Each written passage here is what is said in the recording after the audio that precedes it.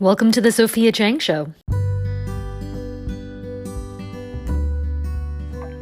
One thing you might not know about the Sophia Chang is that I have a day job.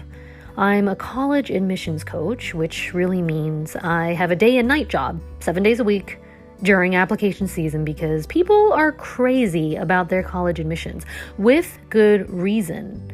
Admissions is out of control hard these days, and I know this because I spent 8 years as an admissions interviewer for my alma mater, good old Harvard. As you can imagine, the number one question I get is, how do I get into Harvard? I especially get asked this question on Quora, and I generally try to respond to questions that are personally requested. Now, since we're about to hit the desperate time of application season, I thought I'd gift all you frantic students who want to know, what does it take to get into Harvard? So the original question was, everybody says that people should only apply to Harvard if they have a good fit. What is a good fit for Harvard? And this is what I told this student. Yes, impeccable grades, a terrible childhood that you overcame, and or starting your own NGO will all help. But none of those externals will help you if you are a terrible human being or you have zero personality. I'll give you an example of someone I would not recommend for admission. A student contacted me with questions in regards to this topic. At the time, I had lost my vision due to a rare autoimmune disease for which I am still undergoing chemotherapy and will continue to for the rest of my life.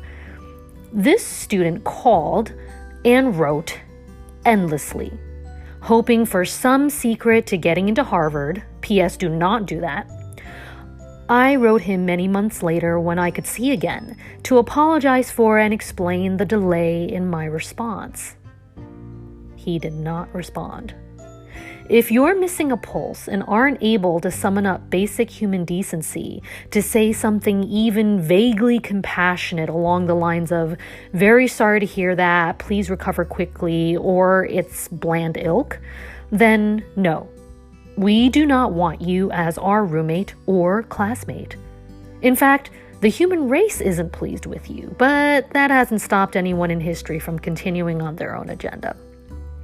The bottom line is the people I became friends with at Harvard were compassionate, socially conscious, adept at conversation, and possessed an aliveness in their eyes and a fire in their spirit. Think about it from a larger than Harvard point of view. Would you want to be at school with some kid who just wants to use you for his own gain? Unfortunately, we do have some of those. Selfish people are everywhere. Or would you want to share a dorm and a classroom with someone filled with grace, humility, intelligence, emotional, not just intellectual, and a deep, authentic caring for the human race? After all, Harvard kids grow up to be presidents more than any other college student, and we all know what happens if we have a president lacking compassion.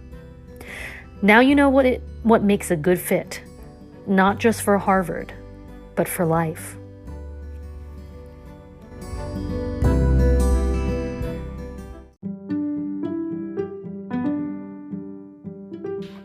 Thanks so much for listening to the Sophia Chang Show. If you liked what you heard, subscribe, rate 5 stars, and better yet, write a review about what you liked. And feel free to submit any questions that you have that you want answered on air. I really appreciate you listening.